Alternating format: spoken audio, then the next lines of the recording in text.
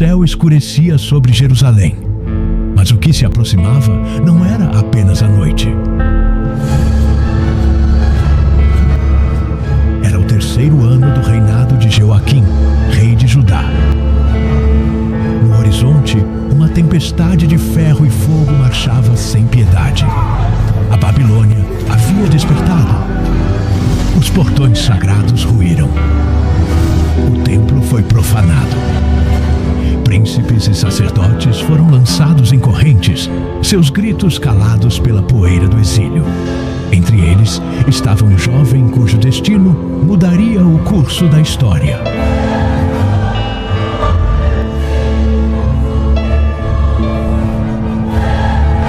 Seu nome era Daniel.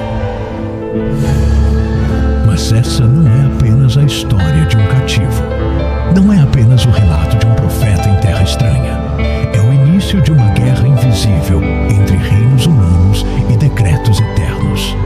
É um sussurro vindo das eras, um aviso para todos os tempos. Alguns dizem que Daniel falou do passado, outros que ele enxergou o fim. E se as palavras que foram seladas por séculos estão prestes a se cumprir?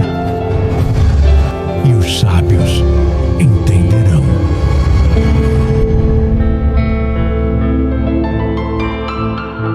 Jerusalém arde em chamas. O céu está coberto por nuvens escuras, como se o próprio firmamento lamentasse o que acontecia. Entre os gritos, o tilintar de espadas e o estalar das muralhas em colapso, o exército babilônico avança implacável. Nabucodonosor, rei da Babilônia, observa a cidade sagrada ser tomada. Seus olhos não demonstram piedade. Ao seu lado, conselheiros anotam nomes, riquezas e ordenam a separação dos jovens mais promissores. Dos escombros, 4 adolescentes são arrastados: Daniel, Hananias, Misael e Azarias. Suas roupas estão sujas, mas o olhar permanece firme.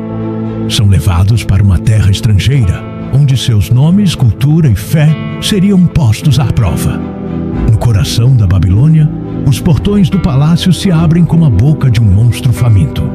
Ali, sob o comando de Aspenaz, chefe dos oficiais do rei, os jovens são rebatizados. Daniel se torna Beltesazar, Hananias é chamado Sadraque, Misael é renomeado Mesaque e Azarias recebe o nome de Abed-nego.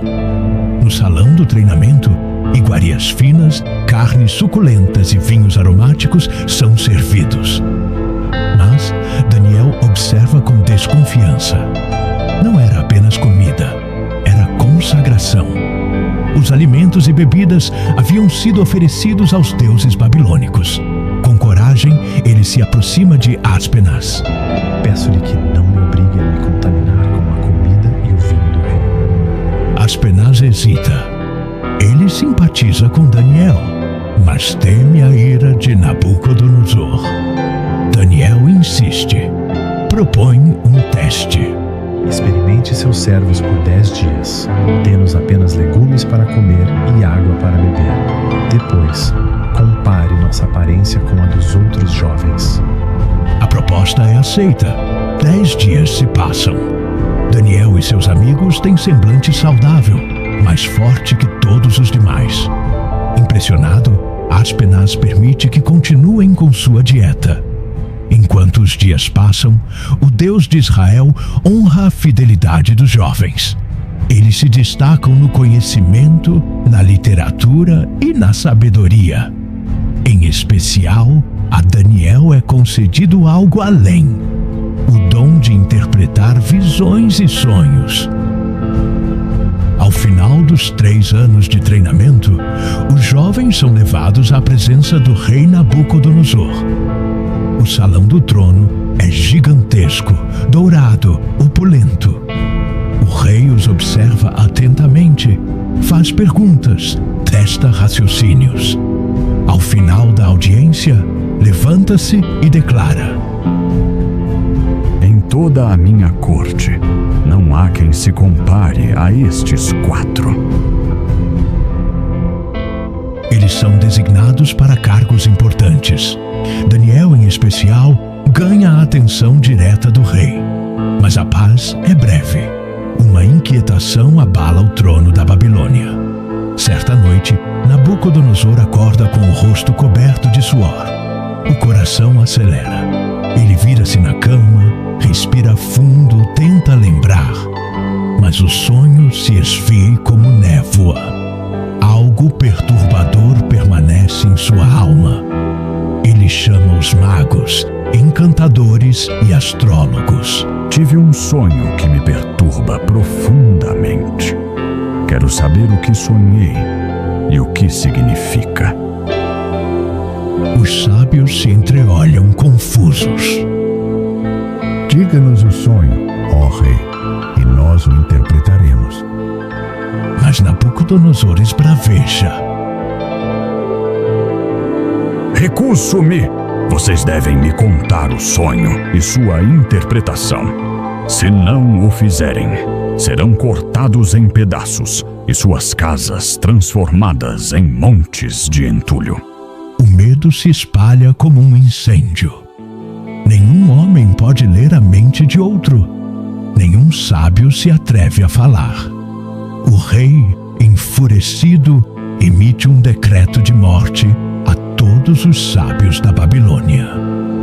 Daniel, ao saber do decreto, procura Arioque, capitão da guarda encarregado das execuções. Por que tamanha pressa da parte do rei? Ao entender a gravidade do caso, Daniel pede tempo. Peça ao rei que me dê tempo. Ele se retira com seus amigos e juntos fazem o que sabem. Oram. De joelhos, clamam ao Deus dos céus.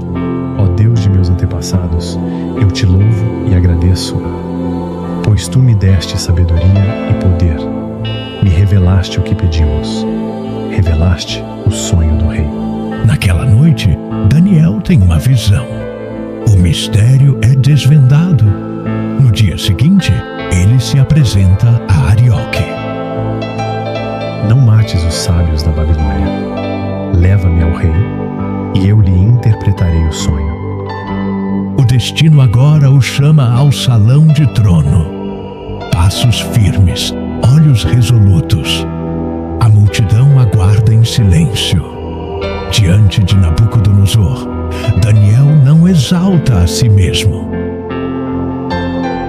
Nenhum sábio encantador, mago ou adivinho pode revelar este mistério, mas há um Deus nos céus que revela os mistérios. E ali, naquele momento sagrado, o jovem hebreu começa a revelar o conteúdo do sonho que o rei havia esquecido. É uma estátua imensa com cabeça de ouro, peito de prata, ventre de bronze, pernas de ferro e pés de ferro e barro. A respiração do rei para. Daniel segue. Tu, ó rei, és a cabeça de ouro. Após ti surgirá um reino inferior, depois um terceiro, de bronze, e um quarto reino, forte como ferro. No final, virá um reino que Deus estabelecerá, um reino eterno que jamais será destruído. O trono de Nabucodonosor treme diante da grandeza da revelação. O rei se prostra diante de Daniel em admiração. Certamente o teu Deus é o Deus dos deuses e o Senhor dos reis. Daniel é promovido. Seus amigos recebem postos elevados na província. O nome do Deus de Israel começa a ecoar entre os muros da Babilônia. Mas no coração do rei, algo começa a mudar. O orgulho cresce e logo uma nova prova de fogo se aproxima. Os dias passam.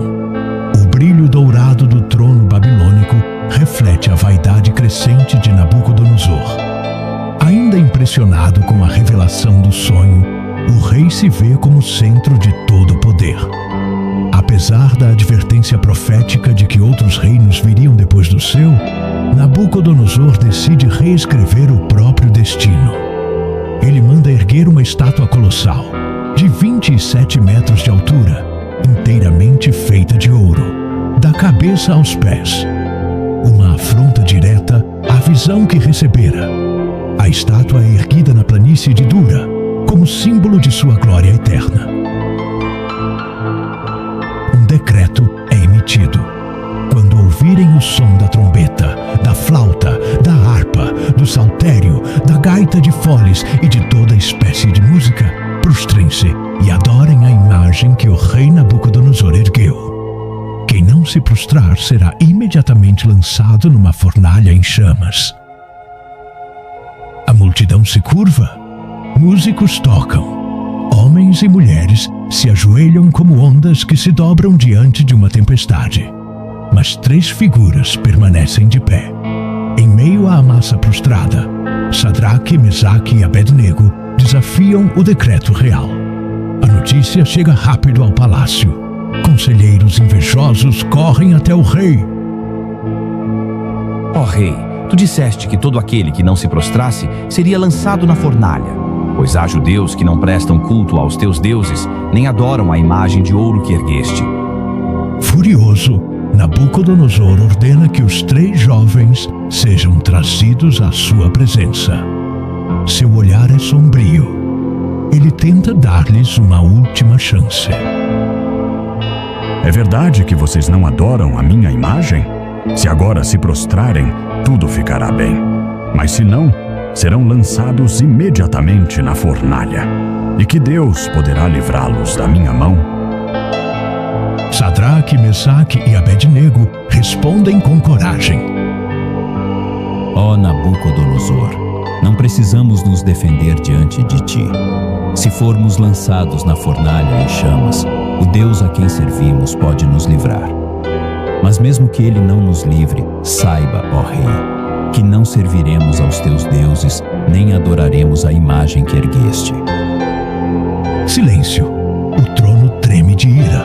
O rei ordena que a fornalha seja aquecida 7 vezes mais. Soldados fortes amarram os jovens. A fornalha ruge como um monstro insaciável. Os homens que os lançam morrem com o calor, mas os 3 caem no fogo e não gritam. O rei se ergue de súbito. Seus olhos arregalam-se. Ele fala perplexo. Não lançamos 3 homens atados dentro do fogo? Sim, ó rei. Mas vejo 4 homens desatados andando no meio do fogo e não se machucam. E o 4º homem tem a aparência de um filho dos deuses. Nabucodonosor se aproxima da fornalha e grita: Sadraque, Mesaque e Abednego, servos do Deus Altíssimo, saiam e venham aqui. Eles saem. Suas roupas não estão chamuscadas. Nenhum fio de cabelo foi queimado. Nem cheiro de fumaça há neles.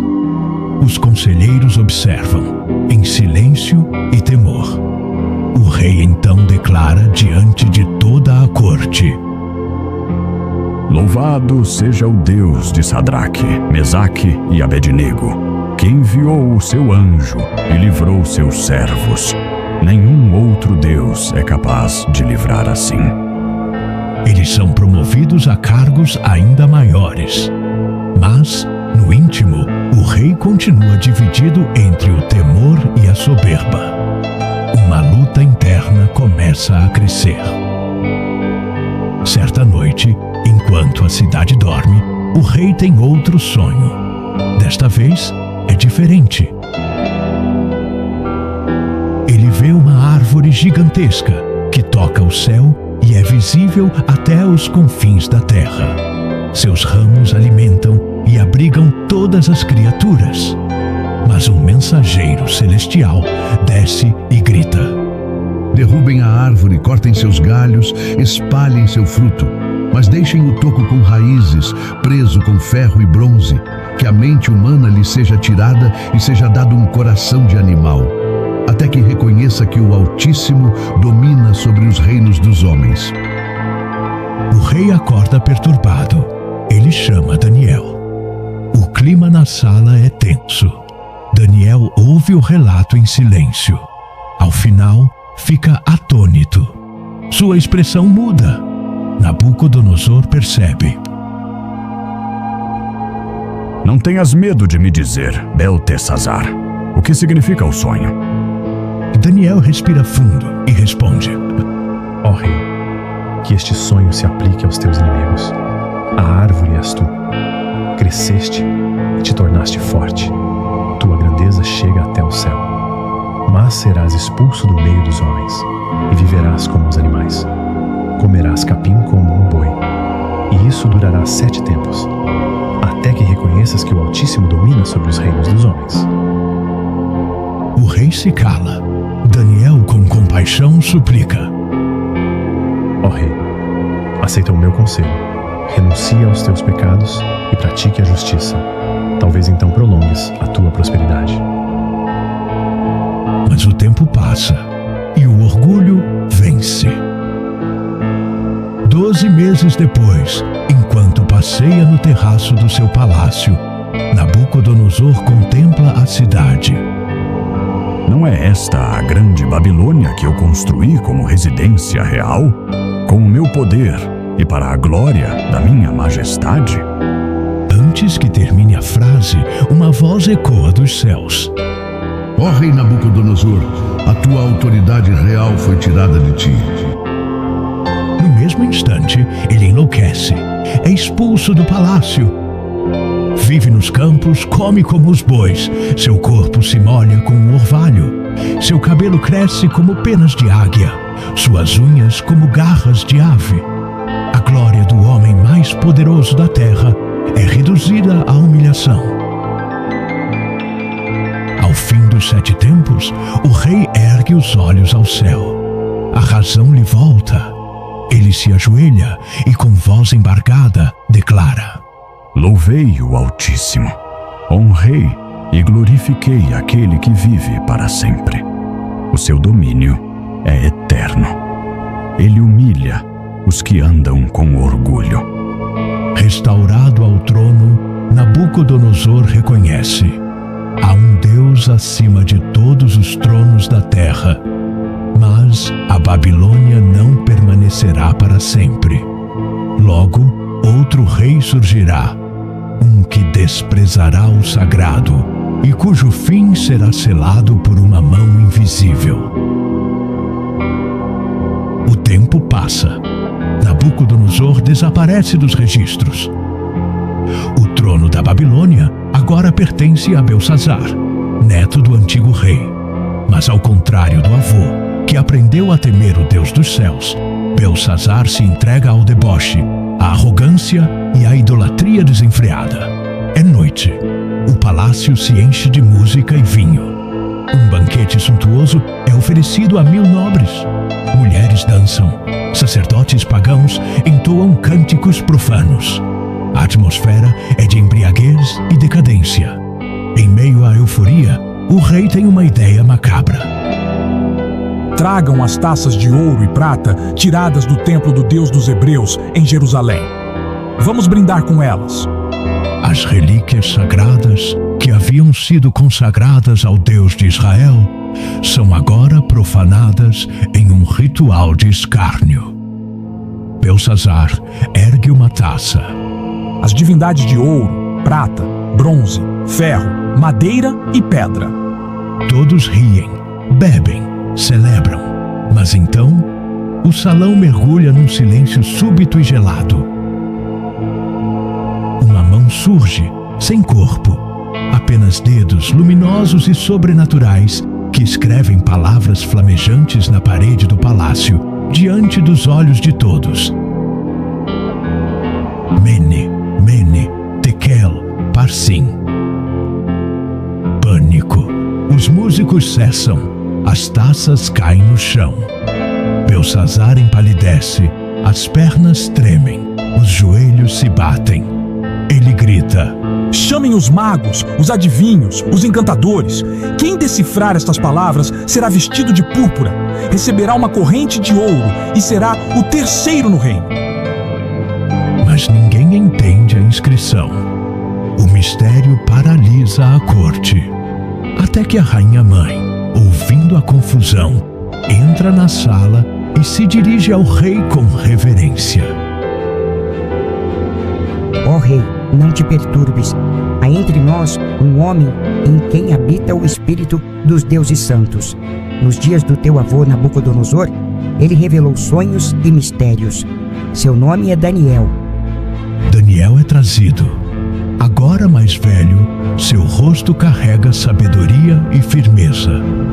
Ele observa a cena, as taças no chão, o vinho derramado, a escrita flamejante ainda pulsando na parede. Belsazar tenta seduzi-lo com promessas. Se você interpretar estas palavras, será vestido de púrpura, receberá ouro e governará ao meu lado. Mas Daniel recusa. Podes guardar os teus presentes, dá os teus prêmios a outro. Ainda assim, lerei a inscrição e revelarei ao rei o que ela significa. O silêncio se aprofunda. Os olhos do salão se fixam nele. Ó rei, o Altíssimo deu a Nabucodonosor poder, glória e majestade. Mas quando ele se encheu de orgulho, foi derrubado. Tu, Belsazar, sabias de tudo isso, mas não te humilhaste. Pelo contrário, ergueste-te contra o Senhor do céu. Trouxeste as taças do templo para este banquete. Louvastes deuses que nada veem nem ouvem, mas ao Deus que te dá o fôlego, não glorificaste. Daniel aponta para a parede. Esta é a mensagem. Mene, Deus contou os dias do teu reinado e determinou o fim. Tekel, foste pesado na balança e achado em falta. Parsim, teu reino será dividido e entregue aos medos e persas. A sentença está dada. Daniel se cala. Um calafrio atravessa a espinha dos presentes. Belsazar, atônito, ainda cumpre sua palavra. Manda vestir Daniel de púrpura, coloca ouro em seu pescoço e o declara o terceiro mais poderoso do reino. Mas já é tarde demais. Naquela mesma noite, enquanto o rei dorme embriagado e a cidade se afunda na arrogância, as tropas de Ciro, o persa, e Dário, o Medo, invadem a Babilônia pelas águas do rio Eufrates, desviadas em segredo. Sem resistência, os portões são tomados. Belsazar é assassinado e a Babilônia cai diante do novo império, o Império Medo-Persa. Daniel, agora com idade avançada, sobrevive mais uma vez à queda de um reino. Seu nome, sua fidelidade e sua sabedoria são reconhecidos mesmo sob a nova administração. Dário, o Medo, torna-se rei. E nele Daniel encontra favor. O novo rei organiza o império em 120 províncias, governadas por sátrapas, e escolhe 3 supervisores para coordená-los. Daniel é um deles. Mas rapidamente ele se destaca tanto que Dário considera colocá-lo sobre todo o reino. A inveja brota como erva daninha entre os outros oficiais. Eles tramam em segredo, mas não encontram falha alguma em Daniel. Nem corrupção, nem descuido, nem desvio. Nunca encontraremos nada contra ele, a não ser algo relacionado à lei do Deus dele. Assim, enganam o rei com bajulação. Ó rei Dário, vive para sempre. Propomos que estabeleças um decreto real. Durante 30 dias, quem orar a qualquer deus ou homem, exceto a ti, ó rei, seja lançado na cova dos leões. O rei, lisonjeado, assina a lei sem saber o real alvo da conspiração.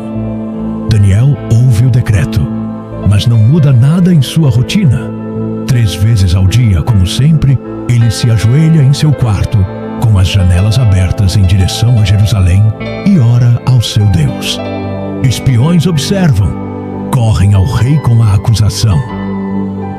Daniel, um dos exilados de Judá, não obedeceu ao decreto. Continua orando 3 vezes ao dia.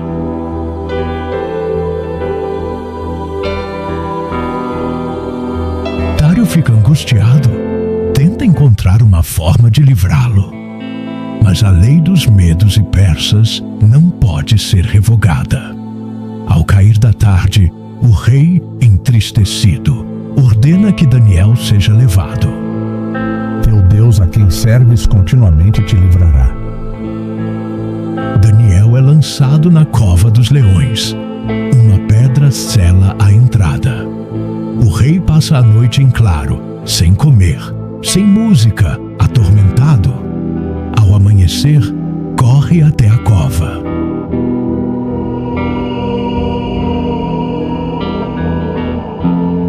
Daniel, servo do Deus vivo, conseguiu teu Deus te livrar dos leões? E uma voz ecoa das profundezas: Ó Rei, vive para sempre. O meu Deus enviou o seu anjo que fechou a boca dos leões. Não me feriram, pois fui considerado inocente diante dele, e diante de ti também, ó Rei. Dário se alegra.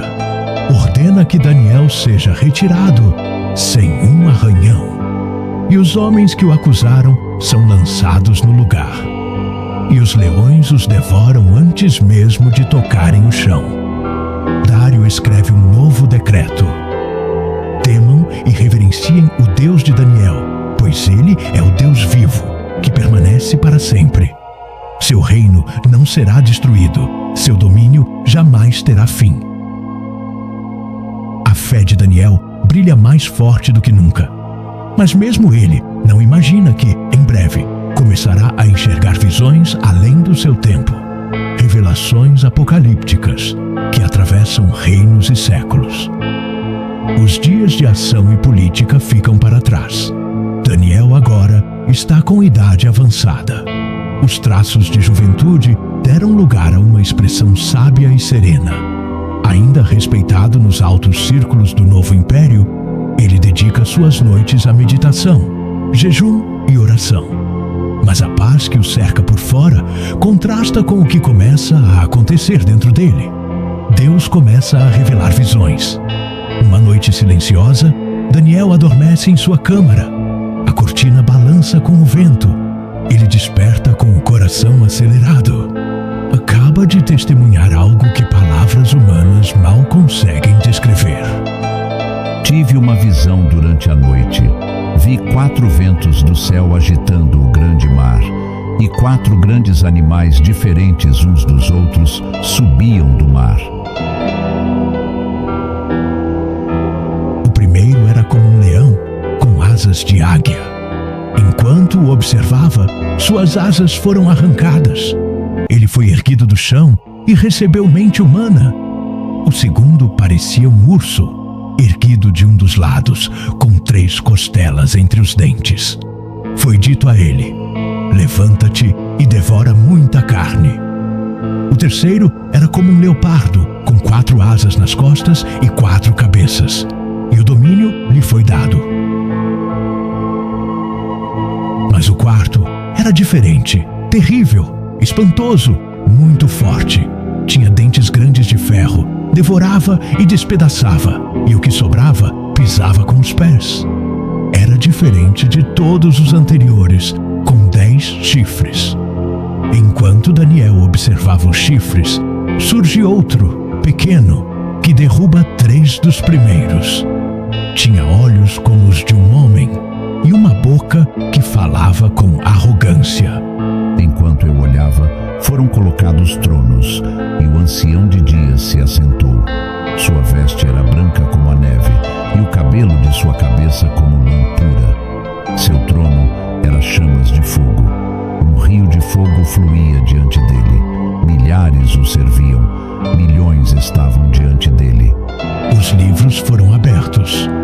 Daniel contempla a cena com temor. O pequeno chifre continua a proferir palavras contra o Altíssimo. Mas, então, vi alguém semelhante a um filho de homem vindo com as nuvens do céu. Aproximou-se do ancião de dias e foi conduzido à sua presença. A ele foi dado domínio, glória e um reino eterno. Daniel desperta suando, cai de joelhos, sua mente está perturbada, seu espírito aflito, mas Deus não terminou. Outra noite, mais uma visão, desta vez em forma de símbolo e conflito. Ele vê um carneiro com 2 chifres altos, um mais alto que o outro. Ele corre para o oeste, norte e sul. Nenhum animal pode resistir. Mas então surge um bode do oeste, com um chifre notável entre os olhos. Ele voa pela superfície da terra, sem tocar o chão. Com fúria, atinge o carneiro e o destrói. O bode cresce em poder, mas seu grande chifre se quebra. Em seu lugar, surgem 4 chifres menores. E, de um deles, aparece um pequeno chifre, que cresce poderosamente. Lança por terra o exército dos céus, derruba estrelas, profana o santuário, põe fim ao sacrifício diário e prospera, mesmo em rebelião. Daniel ouve uma voz perguntar: Até quando durará essa visão? Até quando será permitido que o santuário e o exército sejam pisoteados? E a resposta vem: Até 2.300 tardes e manhãs. Então o santuário será purificado. Daniel desperta novamente, exausto. Por dias fica doente, chocado com o que viu. Nenhuma dessas visões é clara de imediato, mas o Espírito de Deus começa a dar discernimento. Algum tempo depois, já sob o reinado de Ciro, rei da Pérsia, Daniel mergulha nas Escrituras. Ele lê os escritos do profeta Jeremias. Descobre que a desolação de Jerusalém duraria 70 anos. A revelação o comove profundamente. Ele se veste de pano de saco, cobre-se de cinzas e ora com fervor. Senhor, Deus grande e temível, que guardas a aliança e a misericórdia com os que te amam. Pecamos, cometemos iniquidades, fomos rebeldes. Não obedecemos aos teus servos, os profetas. A ti pertence a justiça, mas a nós a confusão do rosto. Perdoa-nos, Senhor. Inclina os teus ouvidos e ouve. Enquanto ora, uma figura resplandecente aparece diante dele. É o anjo Gabriel, enviado com uma resposta divina. Daniel, vim agora para dar-te sabedoria e entendimento. Desde o princípio das tuas súplicas, saiu a ordem e eu vim para te informar. Tu és muito amado. Gabriel revela a profecia das 70 semanas. 70 semanas estão determinadas sobre o teu povo e tua cidade santa, para extinguir a transgressão, dar fim ao pecado, expiar a iniquidade, trazer justiça eterna, selar a visão e a profecia e ungir o Santo dos Santos. Daniel ouve com atenção. Gabriel continua. Desde a saída da ordem para restaurar Jerusalém até o ungido, o príncipe, haverá 7 semanas e 62 semanas. Depois será morto o ungido e não estará mais. A cidade e o santuário serão destruídos. Um povo de um príncipe que há de vir virá como uma inundação. E até o fim haverá guerra e desolações. Daniel anota tudo, mas seu coração se agita. Os números, os tempos, os eventos, tudo aponta para algo muito além de sua era. Ele vê, ainda em visão, um tempo de angústia que virá sobre o povo de Deus, mas também houve uma promessa. Os sábios resplandecerão como o brilho do firmamento, e os que conduzirem muitos à justiça como as estrelas para sempre. Mais uma vez Daniel acorda.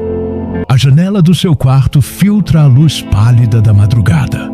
Ele se senta, envolto em silêncio. Seu rosto carrega as marcas de quem viu o invisível. Seus olhos, a profundidade de quem atravessou o tempo. Mas uma última visão ainda se aproxima. Uma batalha cósmica entre os anjos de Deus e as forças do mal. A revelação final, que encerrará seu chamado profético e selará as palavras até o tempo do fim. Daniel está à beira da última grande revelação de sua vida. Já idoso, carrega sobre os ombros o peso dos reinos que testemunhou ruir, dos reis que aconselhou e das visões que mudaram sua alma. Mas agora, o que verá transcende impérios. Deus o transportará às batalhas invisíveis, ao tempo do fim, onde nações, reis e potestades se entrelaçam sob a supervisão divina. No terceiro terceiro ano do reinado de Ciro, rei da Pérsia, Daniel entra em jejum. 3 semanas inteiras sem vinho, carne ou perfumes. O fardo da profecia consome seus dias. No 24º dia, ao lado do rio Tigre, ele ergue os olhos.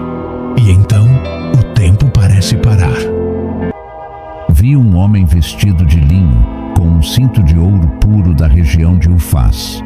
Seu corpo era como o berilo, seu rosto como um relâmpago, seus olhos como tochas flamejantes, seus braços e pernas brilhavam como bronze polido, e sua voz era como o rugido de uma multidão. Os homens que estavam com ele fogem aterrorizados. Daniel cai com o rosto em terra, sem forças. Mas o ser celestial toca nele e o ergue com suavidade. Daniel, homem muito amado, presta atenção às palavras que vou te dizer. Desde o primeiro dia em que aplicaste o coração a buscar entendimento, tuas palavras foram ouvidas. Mas então a revelação: houve guerra no plano espiritual. O príncipe do reino da Pérsia resistiu-me por 21 dias, mas Miguel, um dos primeiros príncipes, veio em meu auxílio. A cortina do invisível se abre. Anjos e potestades travam batalhas que moldam o curso da história. Daniel vê além dos exércitos humanos. Vê as forças que operam por trás dos reinos. O mensageiro celestial continua. Agora volto para lutar contra o príncipe da Pérsia. Depois virá o príncipe da Grécia. Mas antes quero te revelar o que está escrito no livro da verdade. E então começa a mais longa e detalhada profecia já dada a um homem. Daniel ouve sobre reis da Pérsia, sobre a ascensão de um poderoso rei da Grécia, Alexandre, o Grande, cuja morte precoce dividirá seu império em 4. Desses, 2 se destacarão: o rei do sul e o rei do norte. Suas guerras, alianças e traições se desenrolam diante de Daniel como cenas de um futuro ainda não vivido. O rei do norte se exaltará, profanará o templo, abolirá o sacrifício diário e colocará a abominação desoladora. Seduzirá com lisonjas os que violam a aliança, mas o povo que conhece ao seu Deus mostrará força e resistirá. A visão acelera. Daniel vê perseguições, mártires, falsos pactos de paz, intrigas palacianas e um governante arrogante que se exaltará acima de todos os deuses. Exaltará a si mesmo acima de tudo que é chamado Deus. Honrará um Deus estranho com ouro, prata e pedras preciosas. Agirá contra fortalezas poderosas com um Deus estranho. Mas sua queda será repentina. Chegará ao seu fim e não haverá quem o socorra. Daniel respira com dificuldade. A magnitude do que vê ultrapassa sua capacidade humana. Mas a revelação não terminou. O mensageiro fala do fim dos tempos. Naquele tempo se levantará Miguel, o grande príncipe que protege os filhos do teu povo. Haverá um tempo de angústia como nunca houve desde que existe nação até aquele tempo. Mas naquele tempo, teu povo será liberto, todo aquele que for achado inscrito no livro. E então, o sussurro da eternidade. Muitos dos que dormem no pó da terra ressuscitarão, uns para a vida eterna, outros para vergonha e desprezo eterno. Os sábios resplandecerão como o brilho do firmamento. Os que conduzirem muitos à justiça brilharão como as estrelas, para todo o sempre. Daniel treme. Seu rosto se volta para o chão, mas outra vez é tocado com ternura. O mensageiro encerra. Vá, Daniel. Estas palavras estão seladas e lacradas até o tempo do fim. Daniel tenta entender tudo o que ouviu, mas a resposta é direta. Segue o teu caminho. Tu descansarás e no fim dos dias te levantarás para receber a tua herança. Silêncio. A cena se encerra com Daniel em seu aposento. olhando o horizonte da Babilônia, que já não pertence mais a reis gloriosos. Seus olhos, agora cansados, contemplam um tempo distante, um tempo em que reis e reinos cairão, mas a rocha eterna triunfará. Na parede, as sombras do pôr do sol dançam. Daniel se ajoelha uma última vez, sussurrando: Teu reino é eterno, ó Senhor, e teu domínio não terá fim. Assim termina a jornada do profeta fiel, do exilado que se recusou a contaminar-se, do sábio que decifrou sonhos e viu o invisível, do servo que orava 3 vezes ao dia, mesmo sob ameaça de morte.